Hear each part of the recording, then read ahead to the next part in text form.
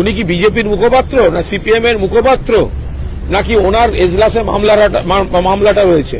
ওনার যদি নেতা সাজতে ইচ্ছা হয়ে থাকে তাহলে একটা টুল কিনে নিয়ে হাইকোর্ট পাড়ায় দাঁড়িয়ে টিফিন টাইমে টুলের উপর দাঁড়িয়ে বক্তৃতা করুন।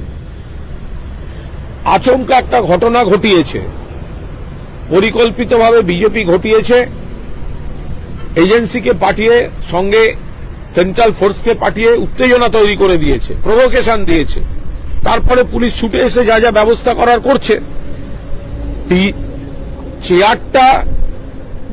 চেয়ারটা হচ্ছে বিচারপতির আর কণ্ঠ হচ্ছে বিরোধীদের, পোশাক হচ্ছে বিচারপতির, পদ হচ্ছে বিচারপতির, কণ্ঠ হচ্ছে বিজেপি আর সিপিএম এর।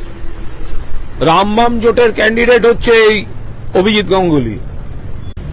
উনি কি বিজেপির মুখপাত্র না সিপিএম এর মুখপাত্র, নাকি ওনার এজলাসে মামলাটা রয়েছে?